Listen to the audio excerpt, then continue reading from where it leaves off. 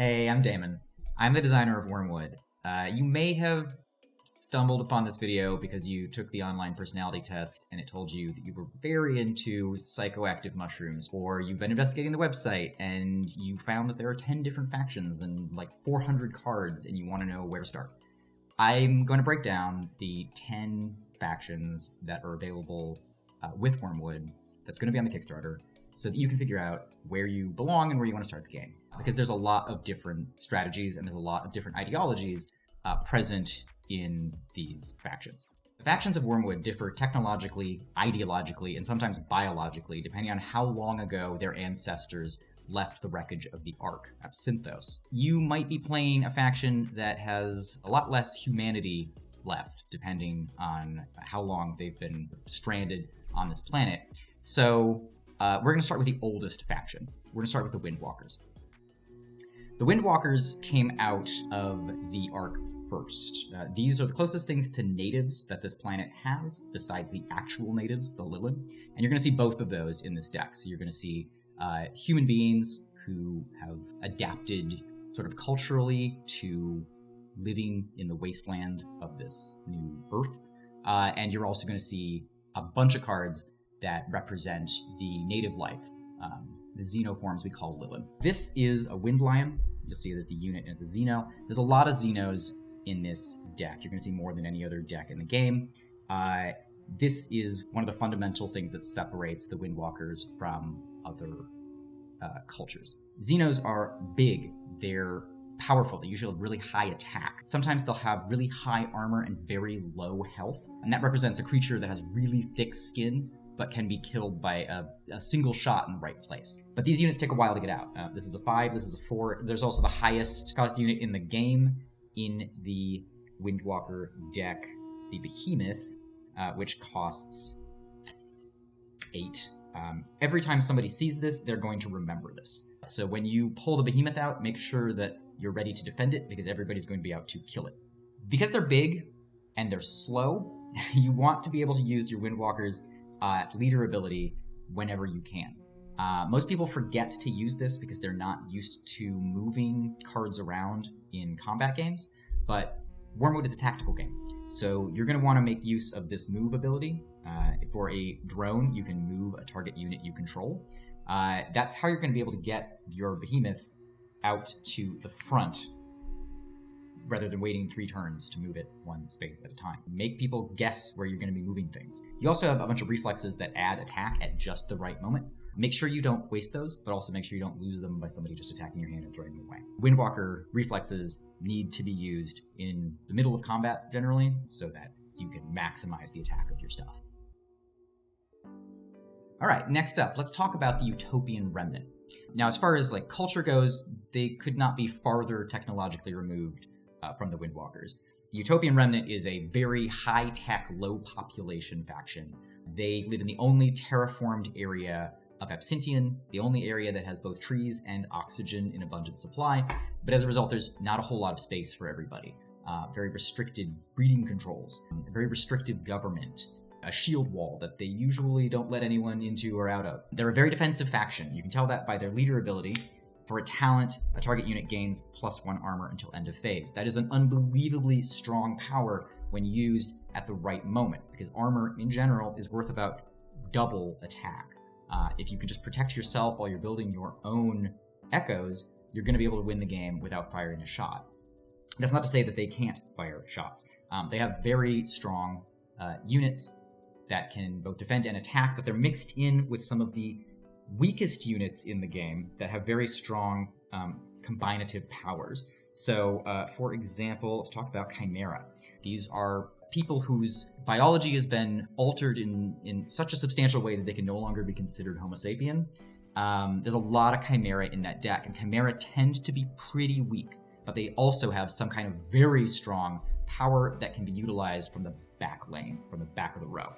You want to protect these. Don't let your Chimera get destroyed early on just because they're sometimes really cheap and you can get them out early. Also, when you use your armor ability, sometimes people will throw 3 talents on there to protect all of their units for 1 round and just make sure that they don't take any damage, but you're then vulnerable for a really long time.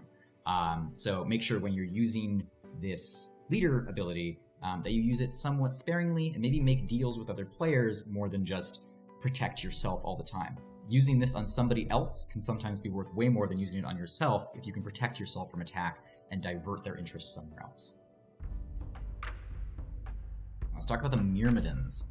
The Myrmidon Dominion is definitely the most warlike faction. If you're into big units fighting all the time, mechs, soldiers, if you're really into Warhammer, Myrmidon is definitely going to be your faction. They are constantly on offense, but they also have big, slow units that tend to take a while to come into play, and if killed, will set you back quite a bit.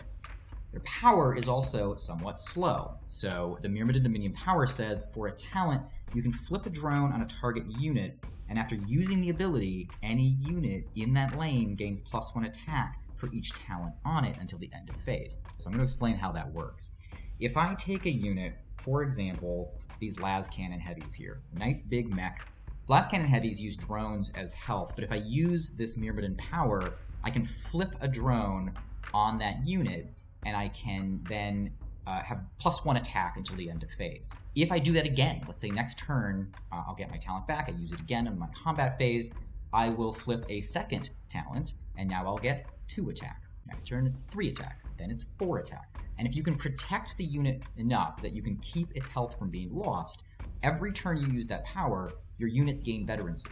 And they're going to get stronger and stronger and stronger until they're functionally invulnerable. And you're going to want to start using it early on something you think you can protect, or something that can regenerate its health and just keep away from other people shooting down your new veteran talents. You're also going to want to make some of your own echoes. Don't just steal them from other people, because you'll eventually run out of thieving ability. They're going to run out of echoes in their hand, or they're going to run out of echoes in their forge, and you're not going to have any way to just take them. You're going to have a bunch of units going nowhere.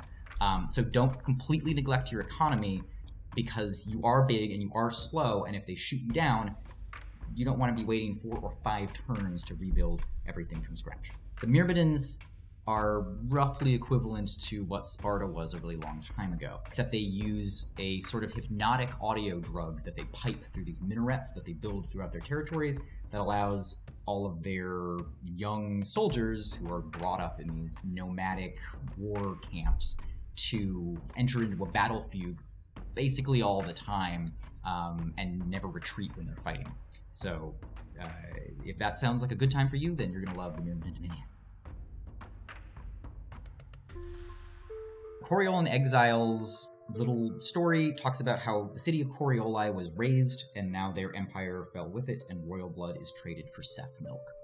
And if you read the story, you understand that the Myrmidons, along with a couple of other factions, teamed up to basically annihilate what was once the largest city on the planet. The Coriolan Exiles have been sort of homeless ever since. They roam the steppe wastes and trade among all of the factions. So they don't have any major enemies, but they also don't have any real allies, because they don't have any territories, other than what is now the ruined city of Corioli. You can play the Coriolans one of 2 ways. You can either play them as a peaceful trading nation, where you're using your faction power, your reflexes, and probably your facilities to assist other players and keep them off your back, or you can try and rebuild them as a world power, because they do have the ability to become a superpower if you can hold on long enough to rebuild their army. They have a combination, much like the Utopians, of really strong defensive units that are designed very specifically to protect very, very weak units that are living in the back.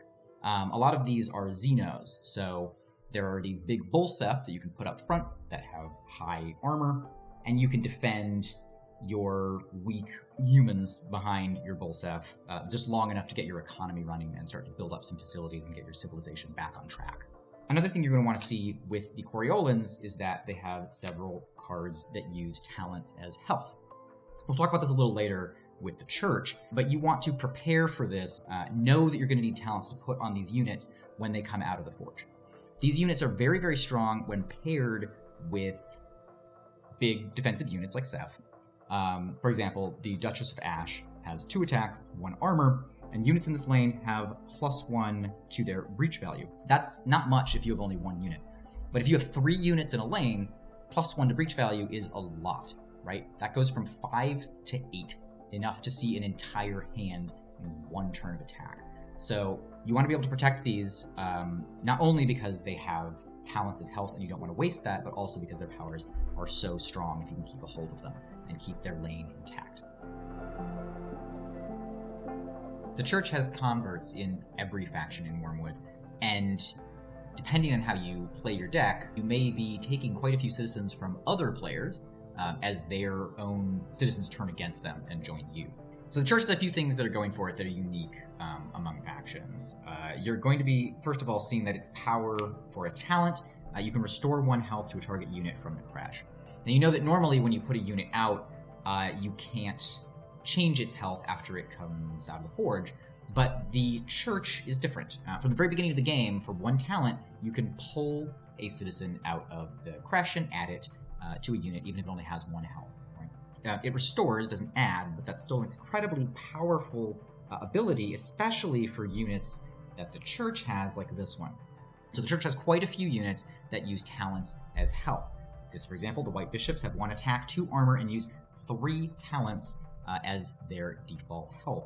So the best way to put a unit like this out is to bring it out of the forge, add 1 talent from your citadel, and then put a talent on the Church leader just to take a talent out of the crash and add it to the bishops. It's actually much more efficient to add 2 talents to your leader, to add 2 talents to the bishops, than try and bring up as many talents as you can in your citadel and do it yourself. Much more bang for your buck, and this is how this is designed to be run. You'll also potentially want to make friends with someone like the Myrmidon Dominion. The Dominion doesn't have a whole lot of friends, but they do share some ideas with the Church. Both the Dominion and the Church really, really don't like Xenos and Synths and Chimeras and really like humans. Also, they're very talent-focused. Even though the Myrmidons start off as drones, they have a tendency to become talents in the course of play. So if you combine those abilities, if you make friends with a Dominion player, then your units will become way stronger and their units will be much more defensible. You also really want to make use of your facilities. The Church is a very facility-heavy deck. Not that there are more facilities than other players, but those facilities are generally cheaper, and also you want to be able to get them out earlier. Many of their facilities rely on prayer. It's going to feel a lot like gambling. For example, the chapel says for a talent, you can draw a card from your deck. If it's an echo, score it. If not, discard it. If you don't luck out, that can cost you a lot, and you can start to roll downhill very quickly. But if you do luck out, then you have an ability to pull echoes out of your deck in a way that no other faction does. Same thing with the Messenger Fairy, except you're pulling from somebody else. It says that during your movement phase, you can give another player control of this unit as if it were just forged, and they have to give you an echo from their hand if possible, where you immediately score it. This is a totally peaceful way of pulling echoes out of another player's hand. That is unprecedented, and it's the kind of thing the Church can make great use of as long as you plan ahead and make sure that you aren't making yourself a target just by acting sort of forcefully and diplomatically. A lot of people seem to end up the Undercity on our faction quiz, and I'm not exactly sure why, because they seem like really greedy, bad people to me, but maybe it's just everybody is like really aggressive and wants to dig themselves underground, because that's where they live. They live in a giant pit, digging themselves towards the core of the planet. The Undercity is a stratified society that lives in 2 basic areas. There's a talent area above that's closest to the sunlight, where they can actually get light from above. And then below them is this lightless, massive cavern where there are drones that are more human, and then the farther down you go, there are drones that become less and less human until they're barely holding on to what we call Homo sapiens. The Undercity is not a nice place to live, unless you are one of the high-level talents, in which case I'm guessing it's a great place to live for the most part. These ideas that happen at the bottom layer of their society cannot be exemplified enough by these 2 cards. First off, we have a facility, recycling vats. This is one of the most basal facilities they have. It only costs 2, so you'll want to get it out as fast as humanly possible. Recycling vat says, health lost from units you control may be placed on this facility instead of scrapped. It's as simple as that. Once the recycling vats are out, you can recycle the dead. Anything that dies in service to you will now be placed in the recycling vats and be used again. Alternatively, you can use a unit like the Nodal Addicts. They also cost 2. They're extremely cheap. They're easy to get out. 1 attack, which doesn't seem like that much. 0 armor, which seems like they're going to die almost immediately. They only have 1 health. But they say, you must put a talent from your citadel on this unit during the growth phase or scrap it. That seems awful, right? But if attacking and breaching, you can scrap health from this unit to scrap a citizen from the opposing colony for each health you lost. That's pretty good. That can do serious damage to somebody who is trying to stockpile talents for some reason. Nodal Addicts are cheap, but they also can refresh their health and continue to rebuild their health over time. And you can be using that from the very first turn of the game. There's a lot of units in the Undercity that are going to be hurting themselves or taking pieces out of your colony, or punishing drones just for existing. But as long as you get facilities up and running in this deck, you're going to be doing well, generally, because their economy is second to none. Once their facility system starts getting rolling, it doesn't really matter what combination of facilities you get, because at least 2 is going to outperform almost every other facility any other culture can get out. You also want to be making use of their power, just like every other faction in the game. Their power has, for a drone, a target player may choose to draw a random card in their scrap or deck, and then discard a target card from their hand. Now, really keep an eye on the fact that it says target player, because in a lot of situations, this isn't going to be useful for you. If you don't want anything in your scrap, then this power doesn't mean anything to you. But you can trade this power to another player for maybe the use of their power instead, so that they can draw a card out of their scrap instead. Remember that powers can be used for any faction as long as the text doesn't specify that it has to be used on you. So make deals as the Undercity, because early on you're vulnerable. Until your economy is churning, you're definitely vulnerable with your weak units that might hurt themselves, until your economy can keep them alive. The sovereign drone state is the drones from the Undercity of the Undercity, who have dug their way out and are now rebelling against their former oppressors and have formed a society out in the steppe wastes far away from the Undercity so that they could be sovereign. The drone state, as expected, are very drone heavy. They make use of drones in ways that other factions don't.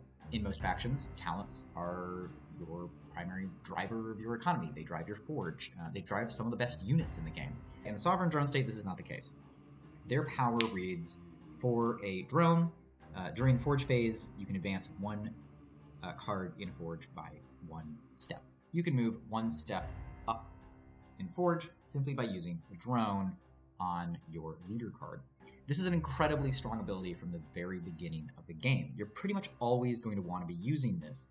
There's not really any downside to trading your drones for better movement in your forge, and most of the drone state units don't require, say, 5 drones to be really powerful, unlike other societies that use drones essentially as cannon fodder. So here's an example of like a really powerful drone state unit that is going to turn the tables in lots of giant battles that other people think can't be won.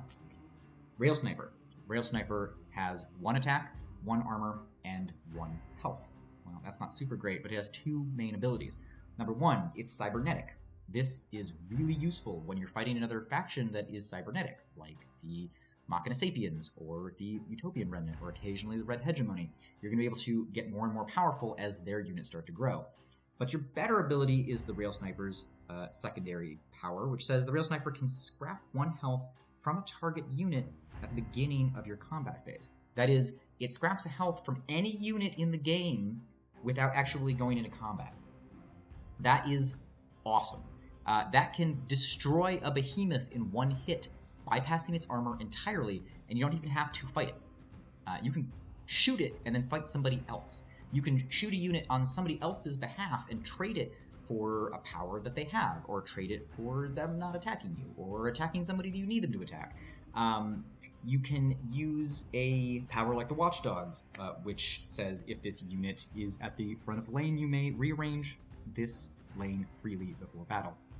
That is incredibly powerful in ways that can be utilized in both of your lanes in almost every battle to turn the tide before the battle even starts by mixing and matching units that would normally not be able to move nearly as quickly. you can utilize lots of nasty reflexes that let you destroy facilities, that let you annihilate units out of nowhere, that let you take drones from other people and add them to your colony. The Sovereign Dronestate has a lot of abilities that turn them from underdogs into one of the biggest threats in the game. If you really like the idea of rebels, or you really like the idea of blowing up the unblow-upable, then the Sovereign Dronestate is definitely for you. Or if you really don't like the Undercity and you really want to show them who's boss, that is the entire theme of this deck. The Cult of Apsynthos is one of the newer factions. They didn't emerge from the Ark. They're just people who have recently started to merge with the psychoactive fungus that rules large parts of the planet instead. If you read any of the stories or the flavor text on any of the cards, you've probably noticed a lot of references to the fungal mats, or the xenofungus, or random pictures of mushrooms kind of all over the place. Large sections of the planet are covered in this semi-sentient fungus that has a tendency to cause madness or death in people who wander out into the fungal plains. The Cult of Apsynthos have done the unthinkable and have decided that they're going to go live out in the fungal mats in abandoned Lilin biostructures that the Lilin have built and then abandoned as the fungus took over. These people are weird. I don't know what else to say. Their deck tends to eat itself. Their units tend to mutate into other things, or mutate your units into other things, or be parasites that latch onto your big units and suck them dry and then turn them into theirs. The cult is an acquired taste, and it can be hard for new players to get a hang of how the cult works because their units can die almost as soon as they've come onto the board if you didn't prepare for how to keep them alive because they are dying from the inside as the fungus eats them. Their leader power is meant to offset this a little bit. Their leader power lets you generate drones from nowhere in the hopes that you can fill your units and keep their health a little bit higher from the beginning so that they last a little bit longer. But the main benefit of all of the cult's reflexes and augments and any of their facilities is to sort of surreptitiously gain the upper hand by taking over other people's units and sort of converting them into your own. You're going to want to read through some of your cards before you start playing, or you might have a little bit of trouble understanding the strategy that the cult is going to be utilizing. It's super fun if you like sneaking. It's probably pretty fun if you like playing like a blue deck in Magic, because there's nothing really like that in Wormwood, but the cult is about as close as you're going to get to be undoing other people's plans as soon as they're made, or taking their stuff and converting it to yours. Next up, we've got the Red Hegemony. I like to call these the Red Hegemony, but I'm not allowed to do that anymore because that's not how to pronounce it. But that is how it was written. The Red Hegemony is a race of sky pirates, basically. They operate a fleet of Corsair, sort of cobbled together airships that they fly around and steal other people's stuff and steal people's children and convert them into their own. And they're really bad, and that's all I can say. If that's what you got in the faction test, then I'm sorry. I don't know. That's just who you are. You're a pirate. The Hegemony has power that's extremely obvious. For a talent, deal 1 damage to a target unit. You're probably only going to do this once or twice. You're just going to rain fire from the air and destroy something that you just hate. Their units tend to either be very strong and injure themselves, or relatively weak and steal things from other people. So either you are a bully or a thief. Those are basically your 2 options. An example of a principal Hegemony unit would be Bounty Hunters. They have 3 attack, 1 armor, and if this unit deals lethal combat damage, you scrap a drone from your citadel or scrap this unit. You pay your Bounty Hunters, or they leave your service and don't come back. You might also have something like a Tethered Nephilim. It's a 3 attack, 2 armor synthetic with cybernetic for only 6. That's pretty awesome. Unfortunately, this unit cannot move because Nephilim is the rare prize that you chained the biggest rock you can find. This is an enslaved synth, a really big enslaved synth. And the Hegemony is a special deck in that they have a mixture of every other kind of unit you might find in all of the other factions in the game. So inside of the Hegemony deck, you'll find synths and mechs and airships. You'll find humans, chimeras. They make use of all of the technologies, advances, and all of the warfare that every society has, and they have almost none of the defenses. So when you're the Hegemony, you are going to want to hit fast and hit hard, because you are going to do nothing but make enemies, and you need to be ahead early so that when they wipe you out, you can rebuild and start again. They have one of my favorite facilities in the game, the Grave Horde. The Grave Horde says, if a unit is damaged in a battle with your units, you may move any health that would be scrapped to this facility. So the Hegemony also, they rob graves, and they take the stuff on the bodies, and then they make it their own. They are super fun, and they have a lot of flying units, which makes them very, very mobile. So if you have, say, 3 airships defending your forge, next turn you will have 3 airships defending your hand, or you can mix and match and change them up. And it doesn't cost anything, like the Windwalkers. They have free movement for most of their units. So make sure that you're keeping your units mobile, because everybody else is going to be gunning for you once they see that you're stealing their children. Last but not least, we're going to talk about the Machina Sapiens. The Machina Sapiens, unlike all of the other factions we've talked about, don't have any humans at all, and they were never human. The Machina Sapiens are the remnants of the terraforming system that was meant to turn Absinthian into a paradise. When the Apsynthos crashed, that was all undone. The units in the Machina Sapiens deck are all labeled as synths, and synths are these sentient or semi-sentient sort of animal-like nanite things that live out in the steppe wastes, and people just sort of see out in the fog and avoid. All of their flavor text is told from the perspective of people who are either seeing them from afar or like documentation from their evolution like long ago, like centuries ago. The Machina Sapiens are definitely one of the sneakier decks because of this. They don't make themselves known very well, but they have one of the most interesting powers in the game by far. The leader power of the Machina Sapiens reads, for a talent, look at a target player's hand, or for a drone, look at one card in a target forge. For one talent, you can look at an entire player's hand. You can't take anything out of it, but you can see what's inside. You can see units that are coming for you. You can see reflexes that are coming for you or other people. You can see how many echoes they have. And it lets you move and mobilize your relatively weak forces in exactly the right direction.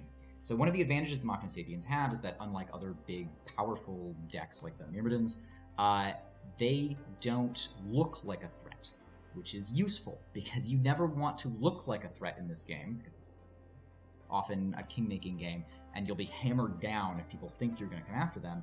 The Machina Sapiens often look like they're not a threat until they suddenly are, and they can't be stopped. And this is partially because so many of their units have cybernetic. Here's an example of a cybernetic unit. Cybernetic reads, this unit gains +1 attack for every additional cybernetic unit in play. And that means every unit in every deck, anything that's on the table, is going to benefit the Machina Sapiens. Particularly if they're fighting the Utopians or the Hegemony, they're going to be able to make use of those decks, cybernetic units, and make their own units more powerful. If you can get 3 cybernetic units in a row, you're going to have a very strong offense and defense. But cybernetic works just as well when those units are separated, because it doesn't matter how far apart cybernetic units are to have those advantages. The Machina Sapiens can also do some things that other decks find completely impossible. Machina Sapiens can teleport. They have a couple of different ways to move other people's units around in their lanes. The Machina Sapiens also have a lot of facilities that are ridiculously powerful and also very expensive.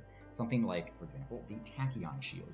Tachyon Shield reads, for a drone, return 1 health from a unit attacking you to its owner's citadel, and if this scraps the unit, return it to their hand. Now, there are some other Tachyon units inside of the Utopian deck, but having this as a facility is unbelievably useful. The ability to stop attacking units in their tracks before they even have to fight you means that you are not seen as much of an enemy as other players might be, because you're giving their stuff back, but you're also not being hit and they're not taking your echoes. These are really strong cards when utilized at exactly the right time. So the way you find out what time to use them is to use your leader power. Make sure that you are looking into other players' hands and forges. Make sure that you are bartering that information with other players for attack or defense, or making use of their powers as well, so that when you finally want to trigger a facility or use one of your reflexes, that it's at the right time and you know for an absolute fact that you're going to get echoes in return. If you haven't taken our faction quiz, we're going to have a link to that below, so check that out. Hopefully this video explains some of the more detailed, strategic or ideological underpinnings of how these decks are constructed, you should have a pretty good idea of where to start and what decks you and your friends might most enjoy playing.